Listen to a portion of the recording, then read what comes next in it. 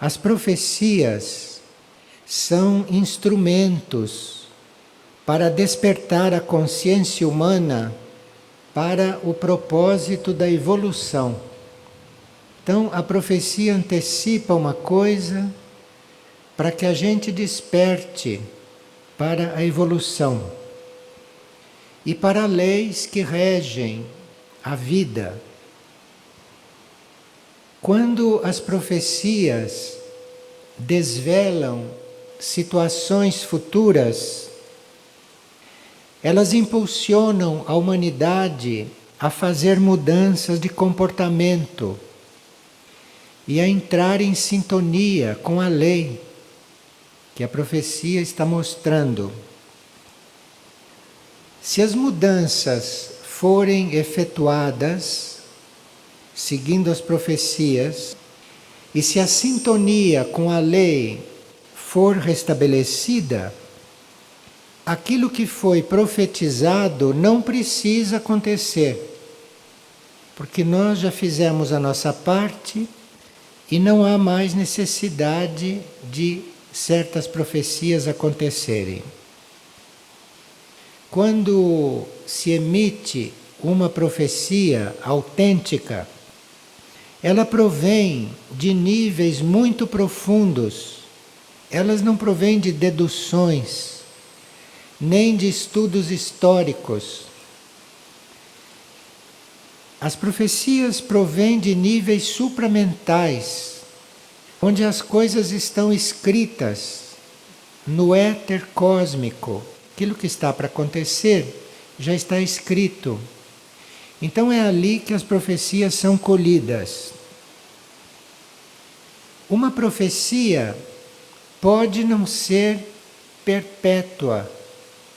A profecia pode dizer respeito a uma conjuntura, a uma época.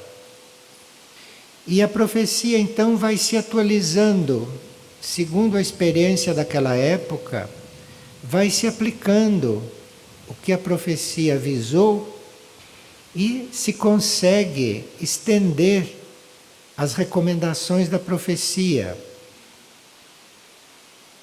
Uma profecia atua na consciência. A profecia é para atuar na consciência. E a mensagem é captada de registros internos que não obedecem à ordem cronológica. Então, uma profecia, se fala de vários assuntos, ela não está em ordem cronológica, nem sempre está em ordem cronológica. Pode estar falando de fatos que não estão ordenados.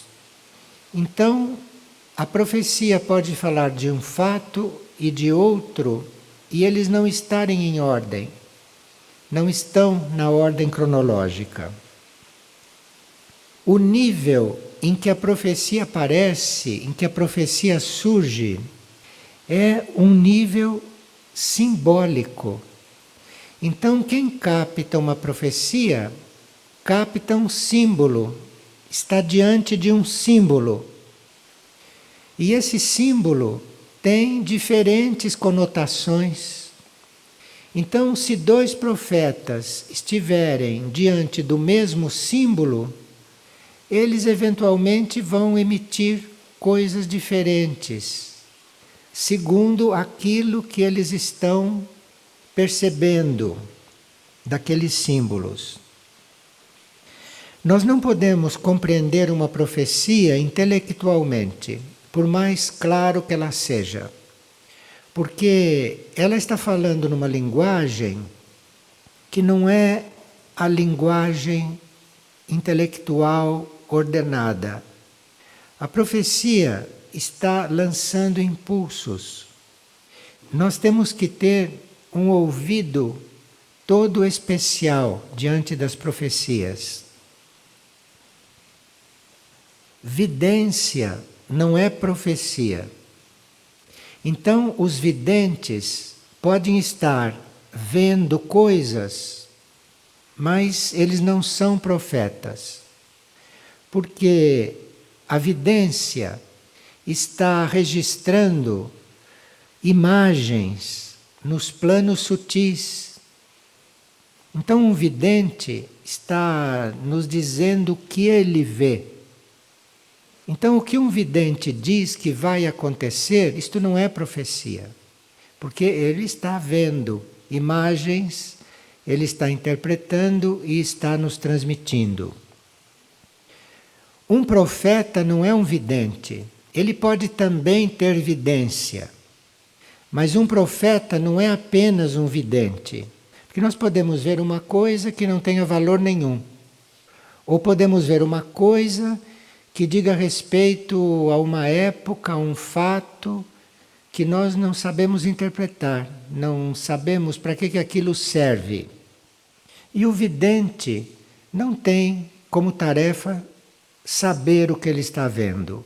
E na maioria dos casos ele não sabe o que está vendo. Ou ele sabe em parte o que está vendo. O profeta é completamente diferente.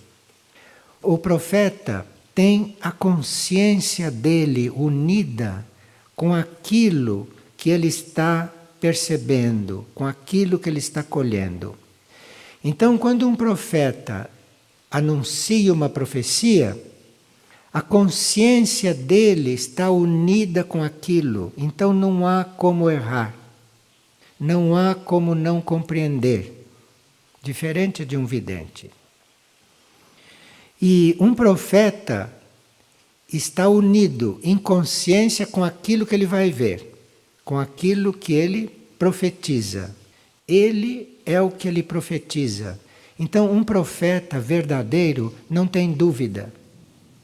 O profeta é aquilo que ele está vendo, é aquilo que ele está percebendo.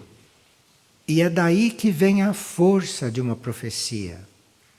Um vidente pode falar algo e pode estar correto, mas aquilo pode não ter tanta força, porque o vidente não está com a consciência dele imbuída daquilo.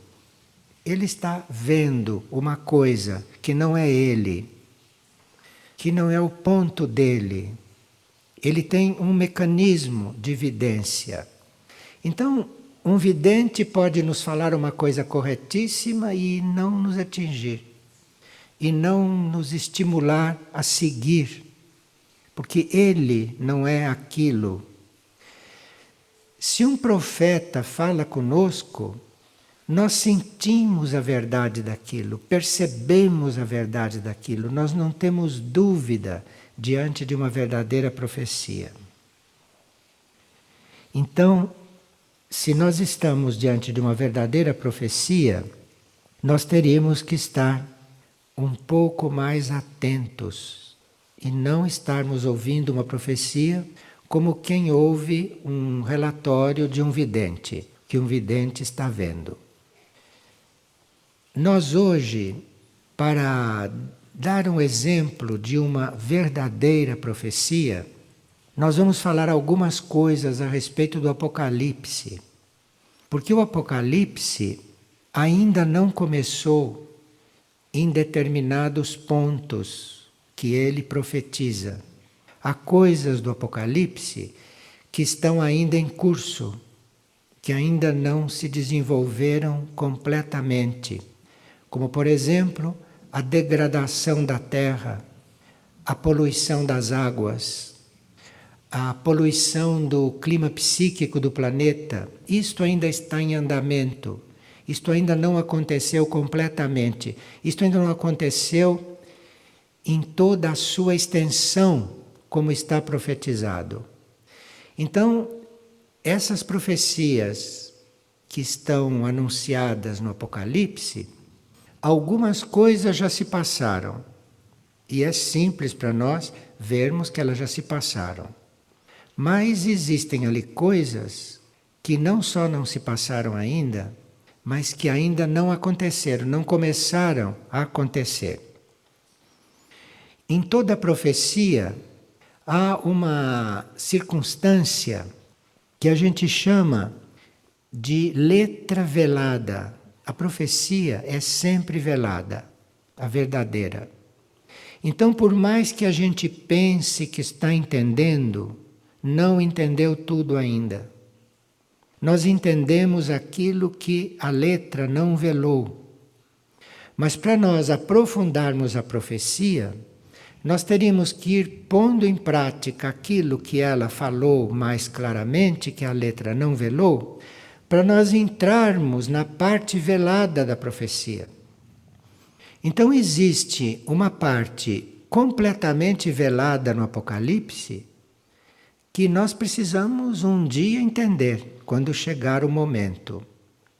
Porque o Apocalipse diz que haverá uma nova terra e está tudo velado. O que será esta nova terra?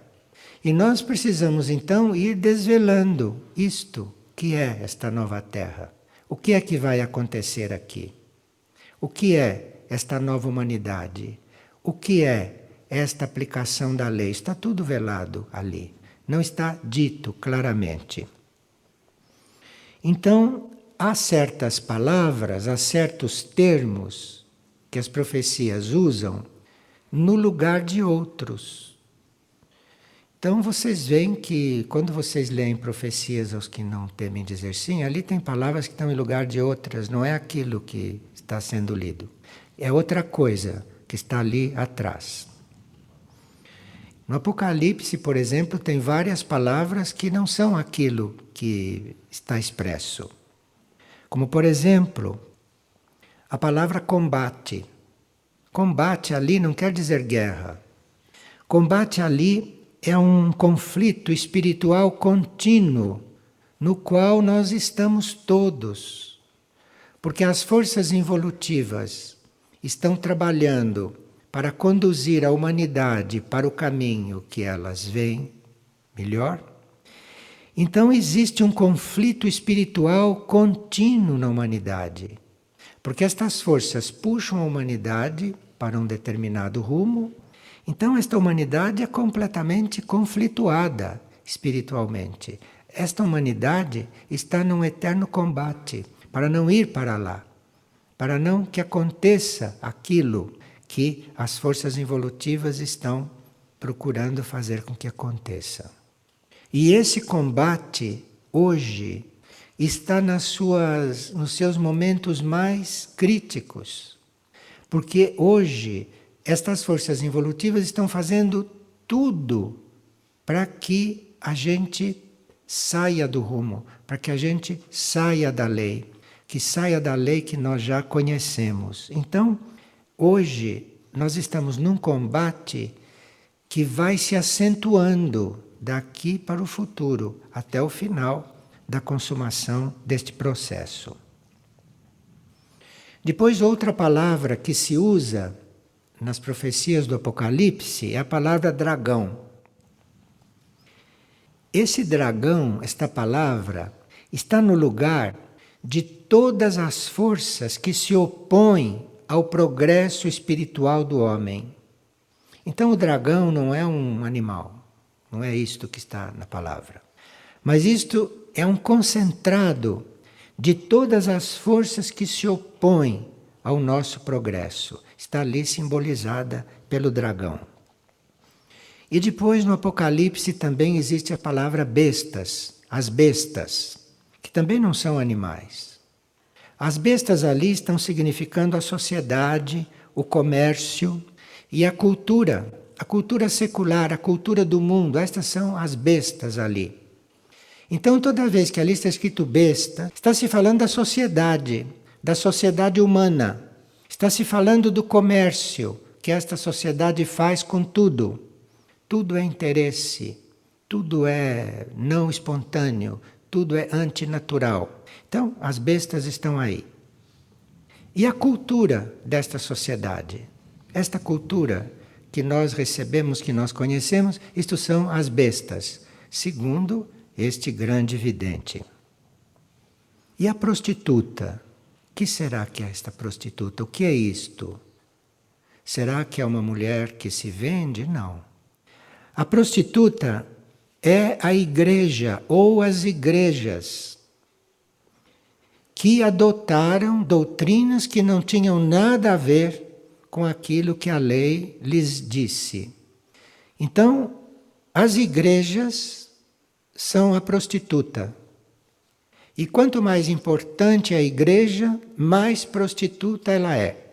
Porque o que ela ensina não é realmente o ensinamento. Ela prostituiu o ensinamento. Ela modificou o ensinamento, ela interpretou o ensinamento. E adotou, colocou dentro do ensinamento puro coisas muito estranhas dentro deste ensinamento. Então nós absorvemos um ensinamento que é muito misturado. Agora, a profecia fala das profundezas de Satanás. E essas profundezas são o máximo da aliança nossa com as forças humanas, com as forças mundanas, com as coisas do mundo.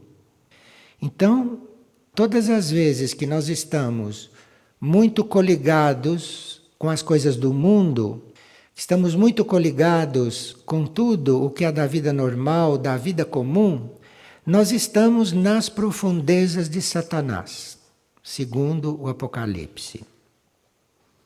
Agora, as visões que são descritas ali, como se disse, não estão na ordem cronológica dos acontecimentos.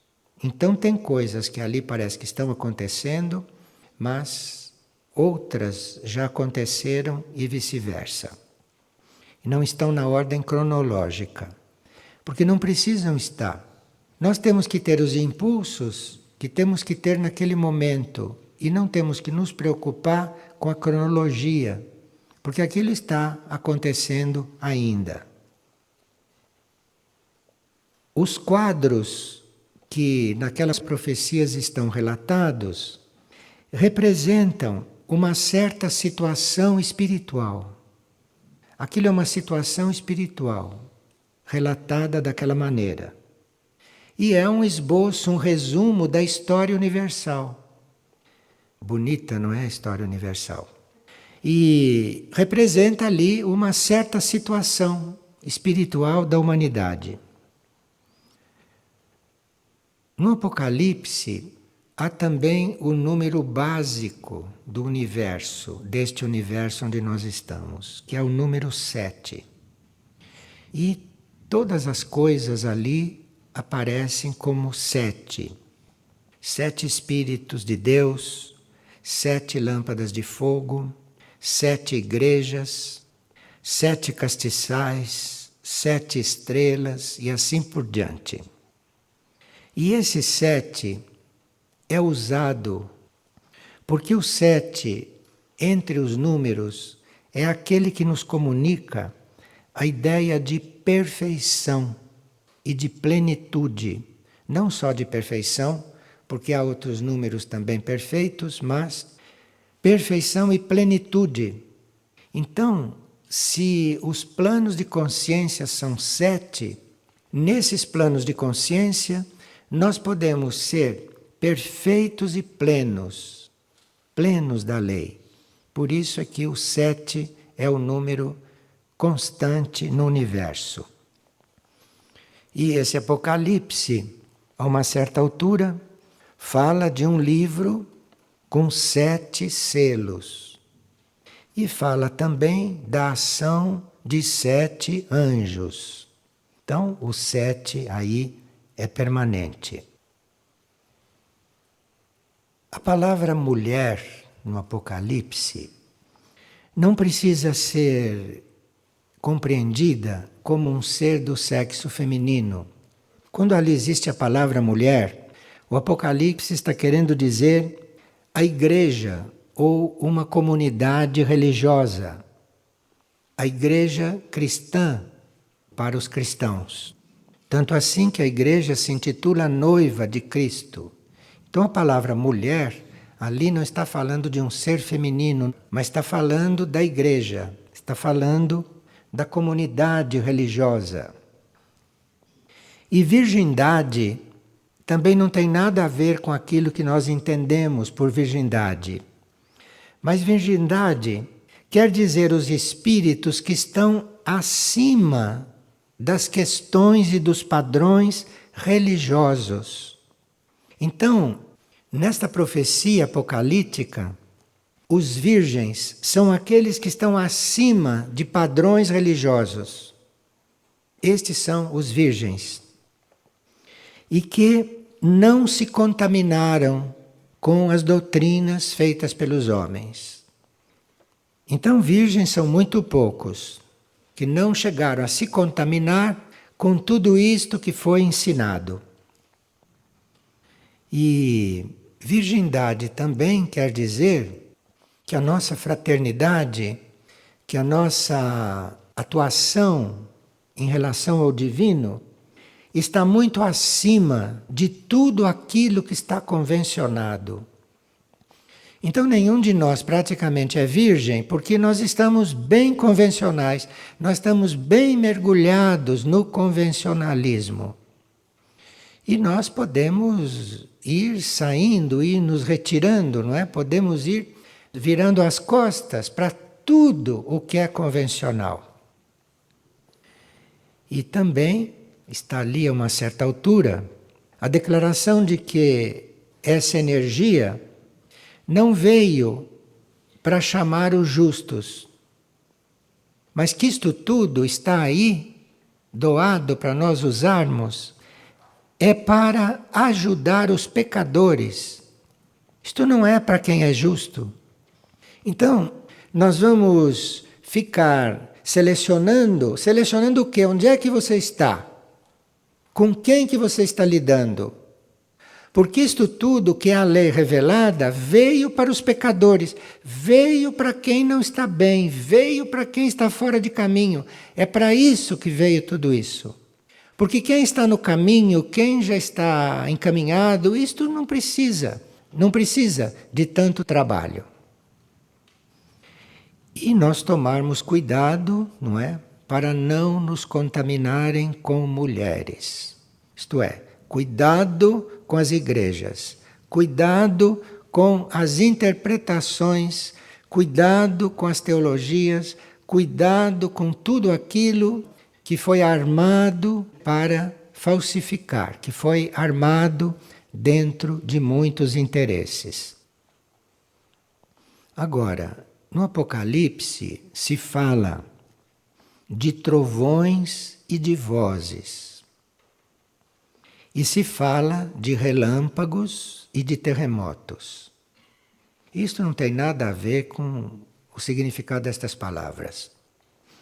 Esses trovões e vozes que acontecem ali e que acontecem em qualquer chamado, em qualquer profecia verdadeira é cheia de trovões e de vozes, que representa a interferência do plano espiritual nos acontecimentos. Então, quando ali está trovejando, quando ali as vozes falam profundamente, aquilo é o plano espiritual que está falando. Aquilo é o plano espiritual que está procurando se introduzir na profecia e na mensagem. E esses trovões e vozes que acontecem ali são também a energia, os impulsos que nos trazem o ensinamento e que aumentam a nossa responsabilidade. Por isso é que chama trovão e voz. Isto não é trovoada e nem gente gritando. Isto é o auxílio espiritual que vem nos momentos mais críticos. Agora, relâmpagos e terremotos não são esses que acontecem na Terra, esses desastres, mas relâmpagos e terremotos ali querem dizer os métodos drásticos que a energia positiva manda para despertar aqueles que ainda estão adormecidos. Então, aqueles que estão adormecidos são atingidos por relâmpagos e terremotos, isto é, são atingidos por métodos drásticos para que acordem, para que despertem. Então vejam quanta energia existe nesse ensinamento, quanta energia existe nessas leis. Se diz que o livro do Apocalipse, está selado com 7 selos. E a uma certa altura surgem 7 anjos que se revelam neste livro. E esse livro dos 7 selos descreve os destinos da humanidade. E é do destino da humanidade, segundo este livro, esta profecia, que tudo seja purificado. E esse tudo que vai ser purificado são as nações, são os governos, são as economias, são os impérios, são aquelas coisas que o homem persegue, que o homem procura, e assim por diante. E, obviamente, as instituições religiosas, que devem ser totalmente purificadas. E os 4 cavaleiros, que a uma certa altura aparecem, são também símbolos de épocas da história humana, épocas da história da humanidade. E esses cavaleiros, essas épocas, cada uma delas que vai chegando, trazem mudanças na sociedade, nas nações, na política. Então esses 4 cavaleiros são as próprias mudanças, as próprias transformações. Agora, esses 4 cavaleiros representam, simbolizam, em princípio, a paz. Mas depois simbolizam a guerra, a peste, a fome, enfim, tudo aquilo que está previsto. E essa paz, esta guerra, esta peste, esta fome, as doenças e tudo isto acompanha a humanidade desde o princípio. Então esses 4 cavaleiros estão aí desde o princípio e vão ficando aí. Bem, o Apocalipse chama o cavalo branco e o primeiro selo. O segundo selo, ele se refere a um cavalo vermelho. O terceiro selo do livro se refere a um cavalo negro. O quarto selo se refere a um cavalo amarelo. O quinto selo se refere àquilo que eles chamam de os mártires.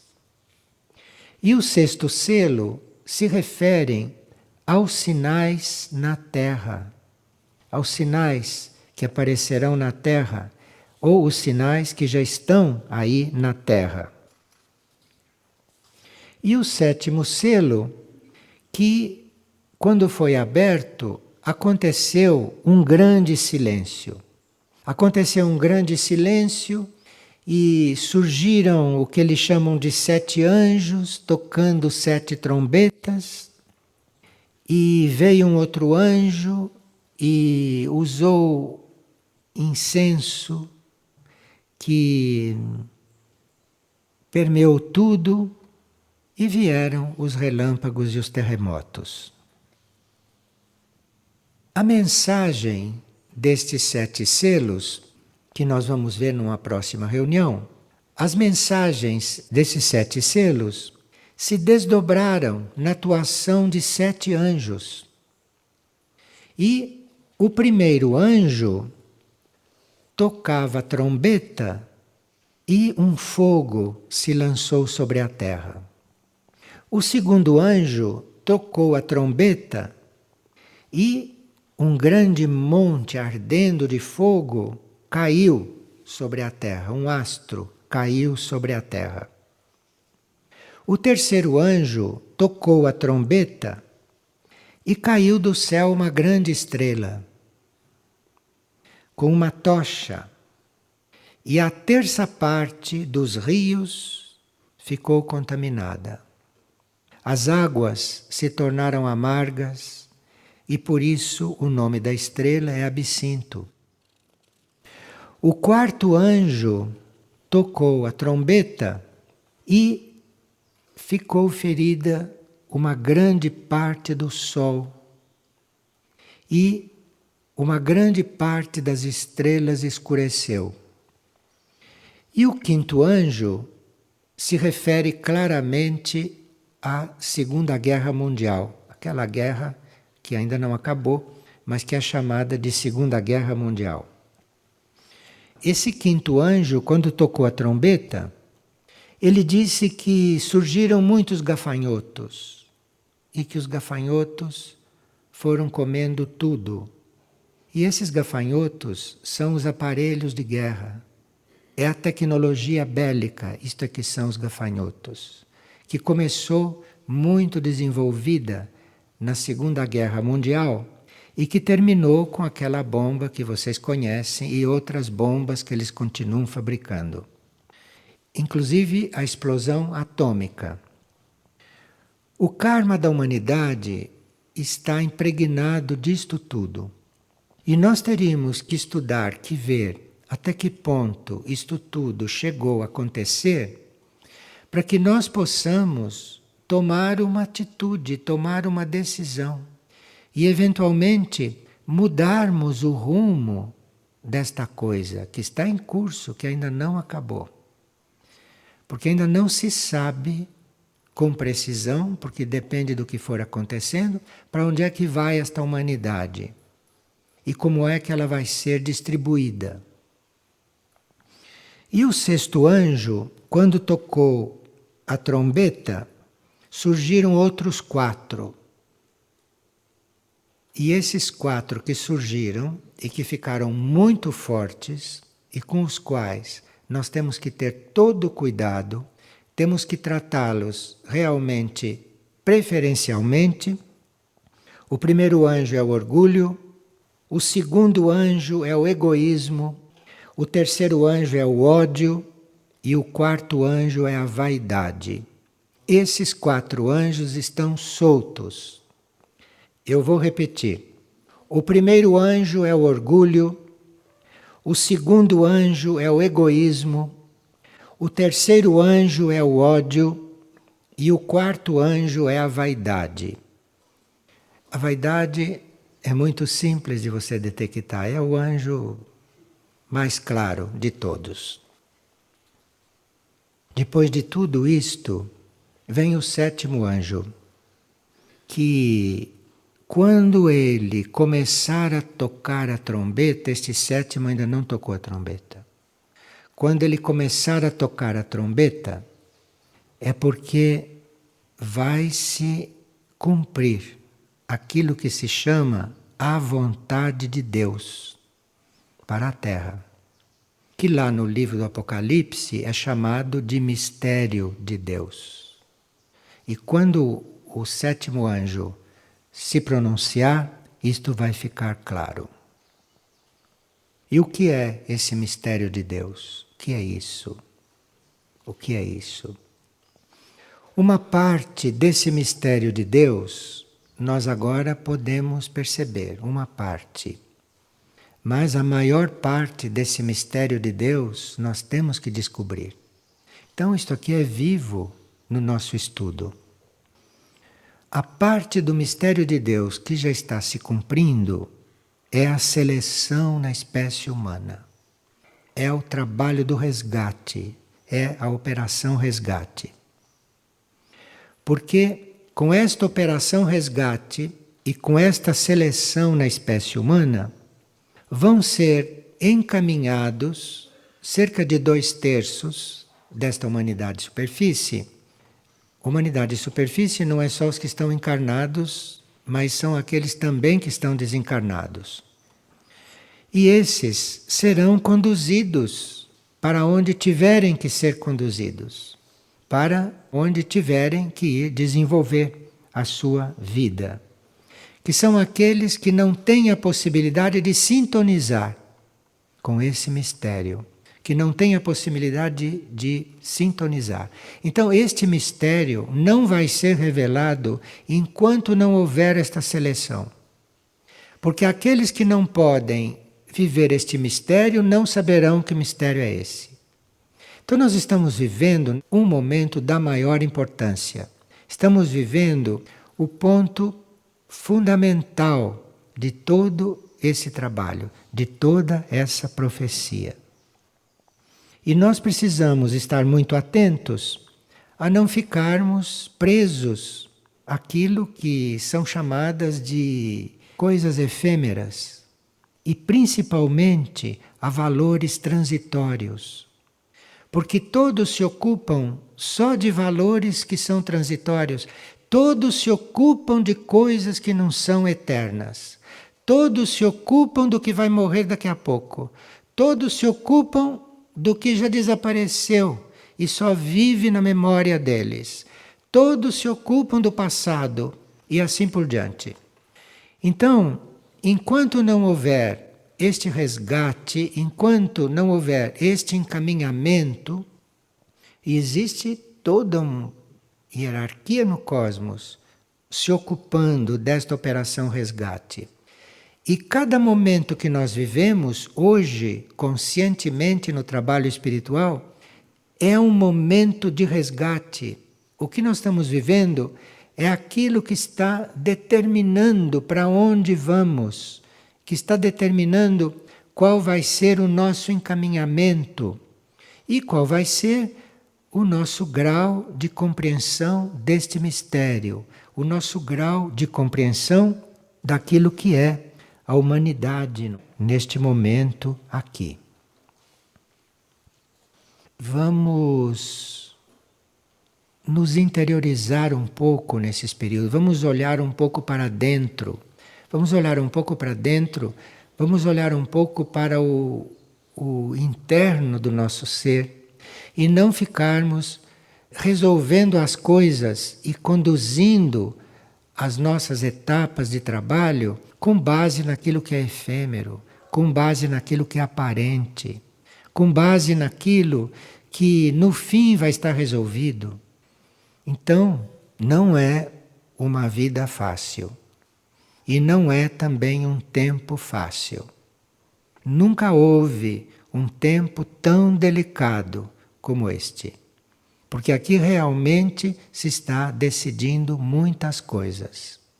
E a chave deste grande silêncio, deste grande mistério, uma das chaves é a gente tomar cuidado com aquilo que não é eterno. Porque aquilo que não é eterno, aquilo que é efêmero, aquilo que é superficial, aquilo que é aparente, está aí para nos fazer perder tempo. Está aí para nos fazer gastar energia com coisas que não são reais. Nesses tempos em que nós temos que lidar com tudo, principalmente com o irreal, nós teremos que estar muito atentos ao nosso ser interior, à nossa divindade interna, ao nosso núcleo de silêncio e assim por diante, para irmos conhecendo este mistério, para irmos ficando a par de alguns lados deste mistério de Deus, que é o nosso destino, que é o destino da humanidade, que é o destino da nova Terra. Isto é misterioso. Ninguém sabe o que é isto. Nisto é que nós teríamos que penetrar. Nisto é que nós teríamos que estar muito atentos. Então, cuidado para vocês não perderem tempo com aquilo que não existe. Com as próprias reações, com o próprio temperamento, com os próprios... Vocês tomem cuidado para não se distraírem. Porque esses anjos estão trazendo isto com muita força.